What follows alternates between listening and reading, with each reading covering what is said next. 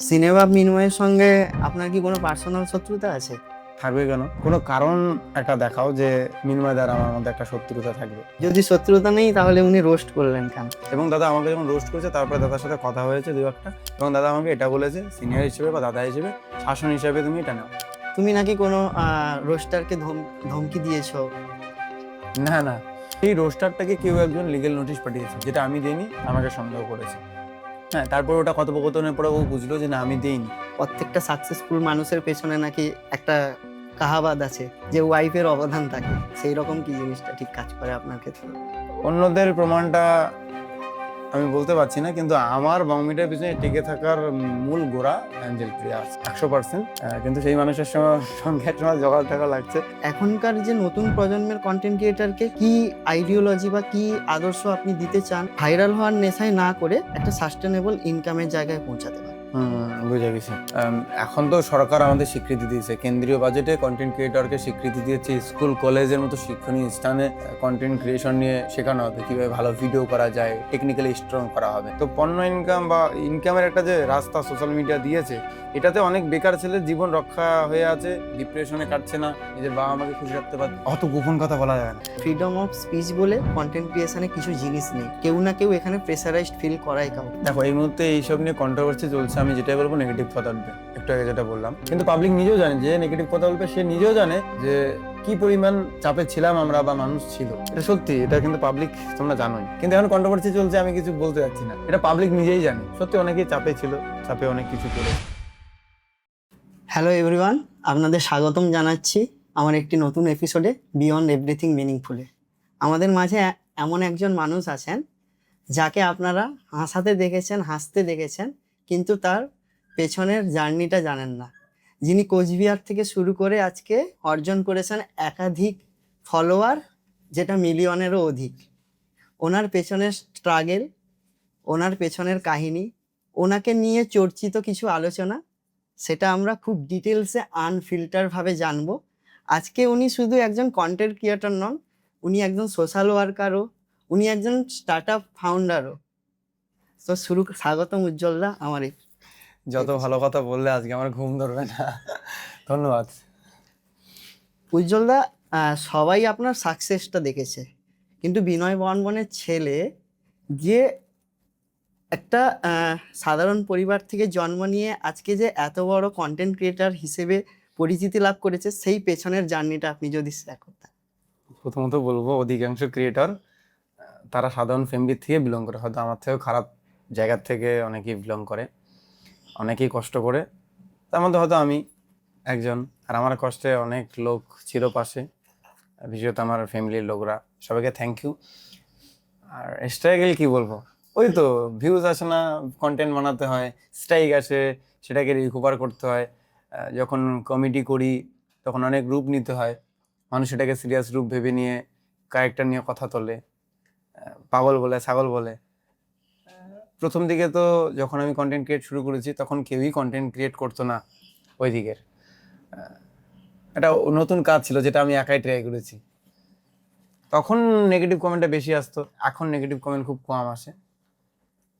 আর সেই জার্নিটা ওই রকমই ছিল, ওই একের পর এক যেটা 10টা ক্রিয়েটারের সমস্যা হয়, স্ট্রাইক, বিতর্কে জড়িত, ভিউজ আসে না, এইসবই।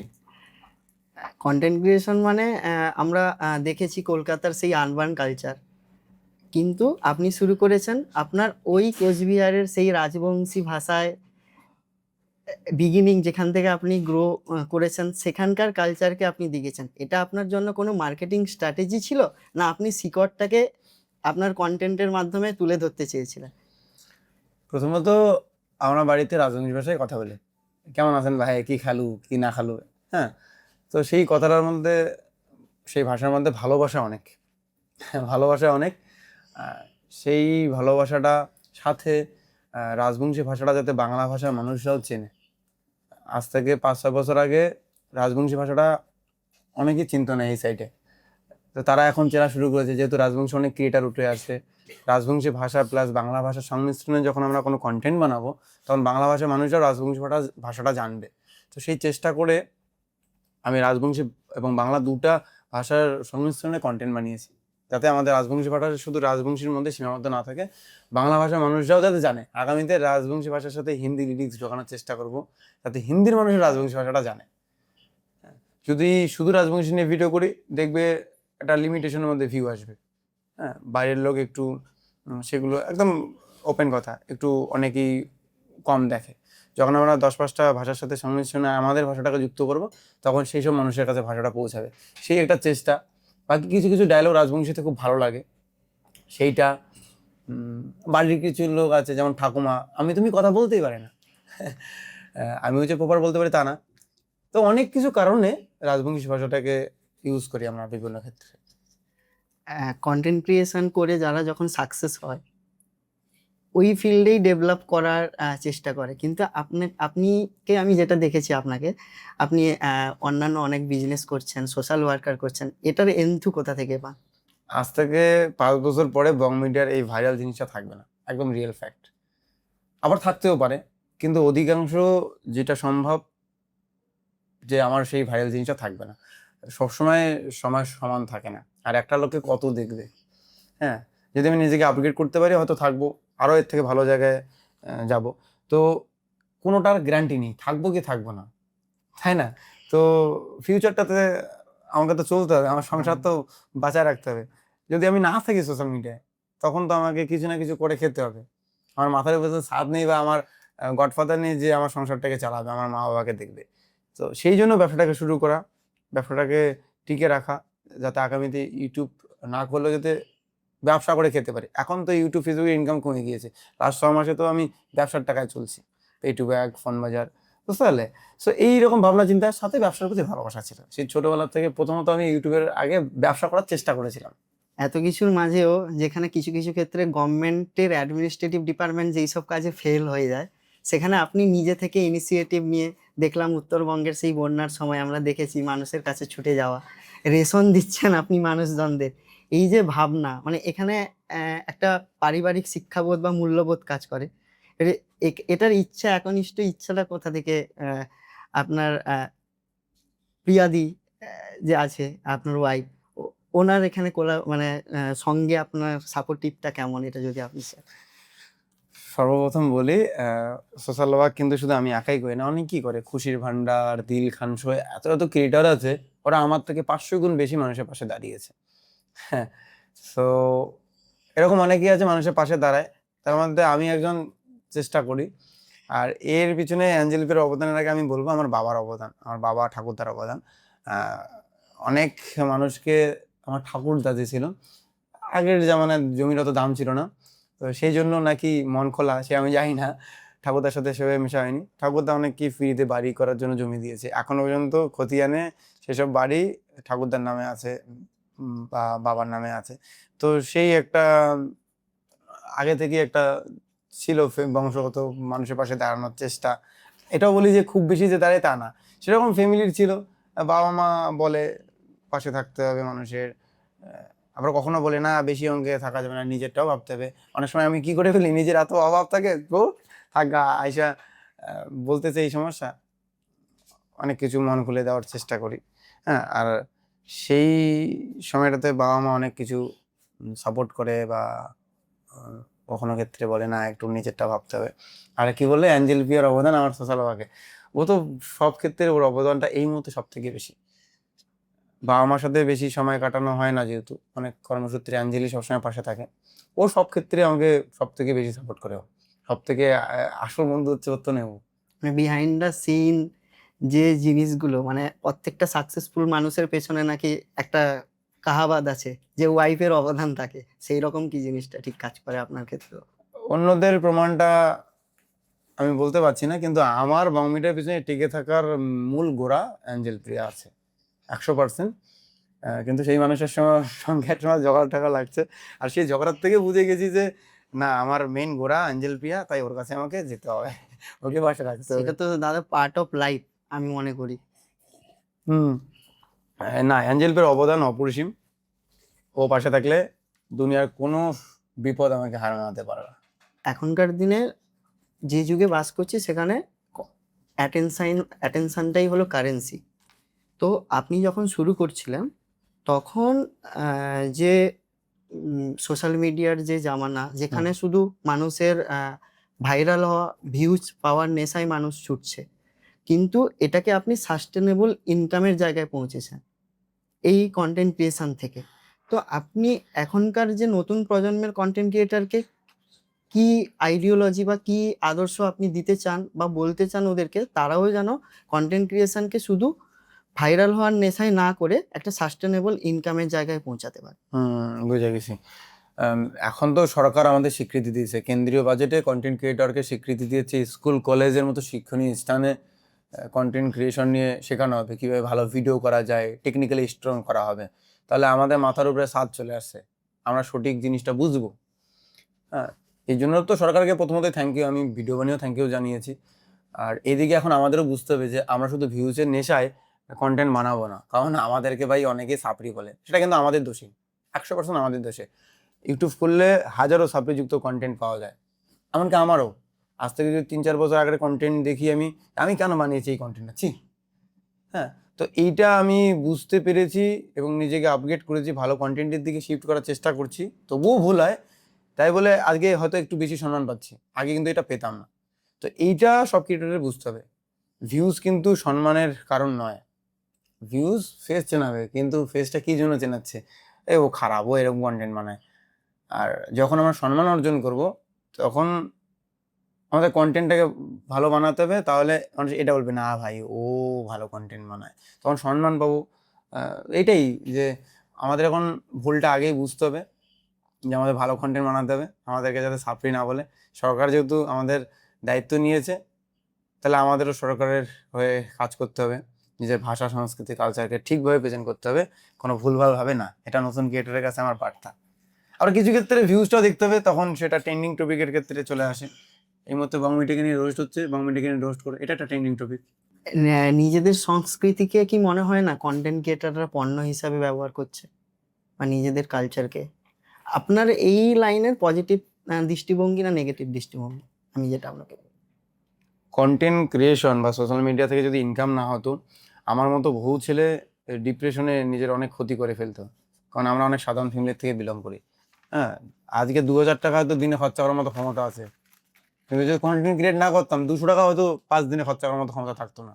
একদম। তো পণ্য ইনকাম বা ইনকামের একটা যে রাস্তা সোশ্যাল মিডিয়া দিয়েছে, এটাতে অনেক বেকার ছেলের জীবন রক্ষা হয়ে আছে, ডিপ্রেশনে কাটছে না, নিজের বাবা মাকে খুশি রাখতে পারছে। তো পণ্য ইনকাম বা ইনকামের জন্য সোশ্যাল মিডিয়াটাকে তো অনেকে আমরা বেছে নিই। সত্যি বলতে, কন্টেন্ট ক্রিয়েট করবো, ভিউজ আসলে ভালো ইনকাম হবে, এটা কিন্তু আমরা ভাবি। কিন্তু স্পেশালি শুধু সেটাই নয়, অনেক কেই আছে যে নিজের আর্টটাকে তুলে ধরে ইনকাম করতে চায়। যেমন আমার মধ্যে কমেডি জিনিসটা আছে, আমি একটু গান টান লিখতে ভালোবাসি। সো দুটোই বলবো, শুধু পণ্য ইনকাম বা ইনকামের জন্য সোশ্যাল মিডিয়া বেছে নিলে হবে না, তাহলে দুদিন টিকে থাকা যাবে, লাইফ টাইম টিকে থাকা যাবে না। আপনি যখন কমেডি ভিডিও বানান, যখন তার ডেটা অ্যানালাইসিস করেন, তখন 5 বছরের দর্শকের অ্যাটেনশন স্প্যান কতটা কমে গেছে, এবং এই যে মানুষ এখন শর্টসের জন্য মরিয়া হয়ে গেছে, যে 10 মিনিট 15 মিনিটের লং ভিডিও দেখবো, মানুষের অ্যাটেনশন স্প্যান কমে আসছে। তো আপনার স্ট্র্যাটেজিক্যালি মুভ কি থাকে যখন আপনি কমেডি ভিডিও বানান? আমি যখন কমেডি ভিডিও বানাই, অনেক কারণ থাকে, তার মধ্যে উল্লেখযোগ্য কারণ আমাকে কেমন লাগলো। আমি যতক্ষণ হাসবো না আমার ভিডিও থেকে, আমি ততক্ষণ পোস্ট করি না। আমি কমেডি ভিডিও 2টা বানাই, 3টা বানাই, কখনো 5টা বানাই, তার মধ্যে একটা পোস্ট করি, বাকিগুলো ডিলিট করে দিই। আমার আনকাট বা আপলোড না করা বহু কমেডি ভিডিও আমার পড়ে আছে, সেগুলো নিয়ে ভাবছি যে আমি একটা আনকাট কোনো একটা চ্যানেল খুলবো, পোস্ট করব। তো নিজেকে হাসতে হবে আমার কন্টেন্টের থ্রু, তারপরে আমি সেটা পোস্ট করি।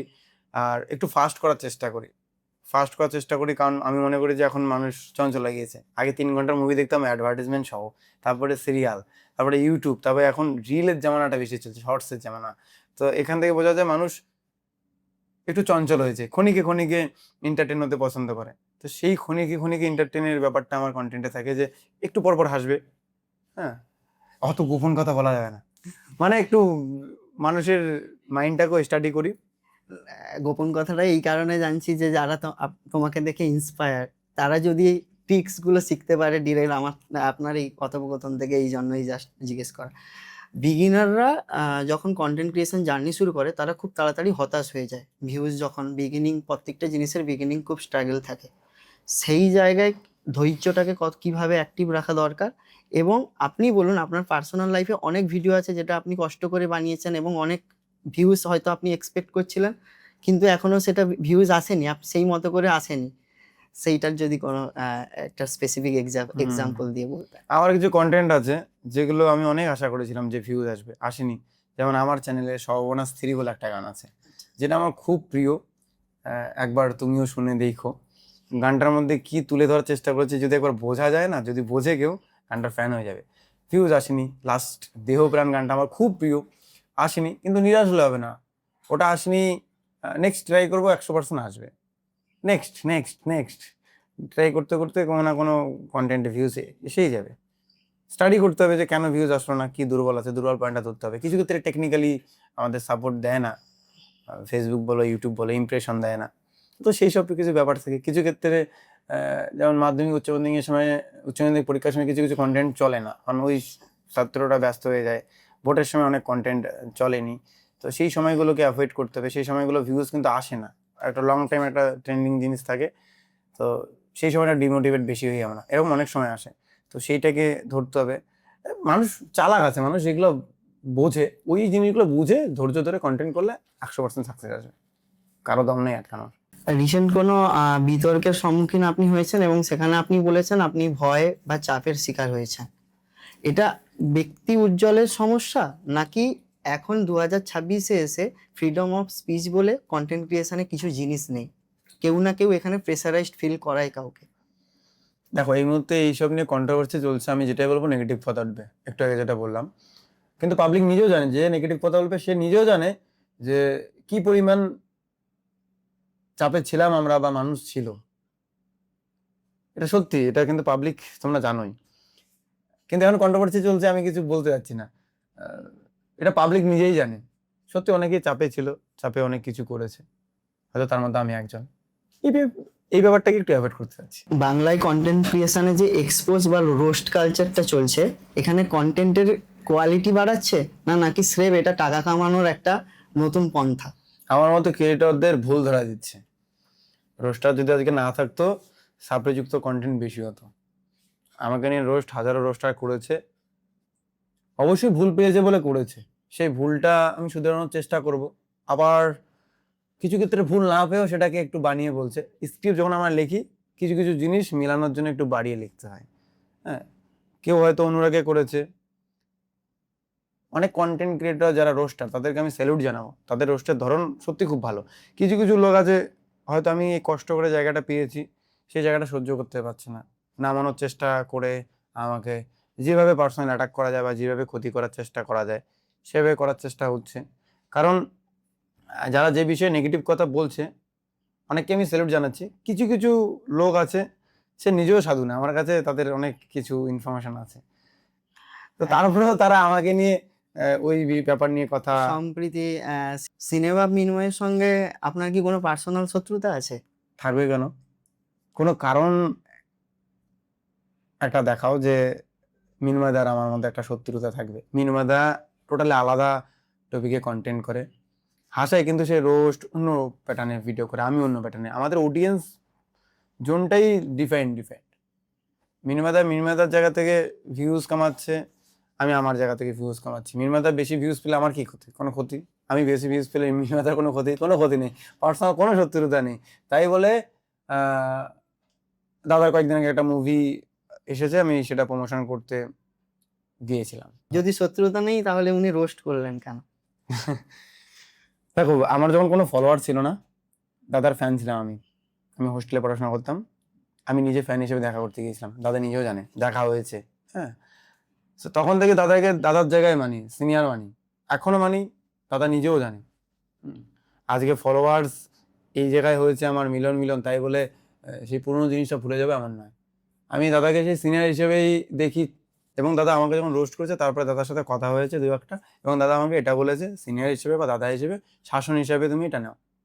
হয়তো ভুল পেয়েছে, তো সেটাকে রোস্ট করেছে, তাও এতদিন রোস্ট করেনি। একজন রোস্টার এতদিন ধরে চুপ ছিল, অনেকদিন পরে রোস্ট করলো, এটাই ফ্যাক্ট, আর কিছু না। দাদার কাছে আমি নিজের থেকে হয়তো রিকোয়েস্ট করবো যে দাদা কিছু কিছু ক্ষেত্রে ভুল ভুল ইনফরমেশন আমার ছড়ানো হচ্ছে। হ্যাঁ, দাদা তুমি এটা করো না, এটা রিকোয়েস্ট রাখবো, দাদা যদি সেটা রাখে সেটাও ভালো জিনিস। যতটা তোমার সঙ্গে কথা বলে বুঝলাম, রোস্টিং কালচার নিয়ে তোমার কোনো অসুবিধেই নেই। কিন্তু সম্প্রতি কিছু জিনিস সোশ্যাল মিডিয়ায় দেখতে পেলাম, তুমি নাকি কোনো রোস্টারকে ধমকি দিয়েছো। না না, ব্যাপার হচ্ছে কি, আমাকে নিয়ে রোস্ট করেছে। আহ, কিছু কিছু জিনিস না খারাপ লাগে, কিছু কিছু জিনিস ভুল ইনফরমেশন যখন উঠে আসে না, তখন কথা বলতে ইচ্ছা করে, এখন তো অ্যাভয়েড করি। সো সেই রোস্টারটাকে কেউ একজন লিগেল নোটিশ পাঠিয়েছে, যেটা আমি দিইনি, আমাকে সন্দেহ করেছে। হ্যাঁ, তারপর ওটা কথোপকথনের পরে ও বুঝলো যে না আমি দেইনি। তো লিগেল ইনলিগেল যখন কথা ওঠে তখন প্রশাসনের কথা উঠে আসে, যে দেখো আমার সঙ্গে প্রশাসনের একটা সম্পর্ক ছিল, একদম বাস্তব সত্য, সবার সাথেই থাকে, তার মধ্যে আমি অন্যতম। কিন্তু আমি তারপর তোমার সঙ্গে আমি কোনো লিগেল ইনলিগেল নিয়ে জড়াতে চাই না, আমি তোমার সাথে কথা বলে মেটাতে চাই। আমি কি করি, ছোট বড় কাউকে দেখি না। যখন কোনো কেউ আমাকে খারাপ ভাবে না, আমার কেন জানি মনে হয় একটু কথা বলে 10টা অডিয়েন্স খারাপ ভাবছে সেটা না, যে মাস্টার মাইন্ড যে আমাকে নিয়ে একটা খারাপ ভিডিও বানালো, আমার তখন ইচ্ছা করে যে আমি ওর সাথে কথা বলে ব্যাপারটাকে মিটাই নি, যে না এটা ভুল ইনফরমেশন। হ্যাঁ, তো কেউ বোঝে কেউ বোঝে না। সো সেটাই আমি বলেছি, দেখো আমি তোমার সাথে পার্সোনালি কথা বলে মেটাতে চাই, প্রশাসনের সাথে আমার সম্পর্ক আছে, আমি তোমার সঙ্গে তারপরে কোনো লিগেল অ্যাকশন নিতে চাই না, আমি কথা বলে মেটাতে চাই।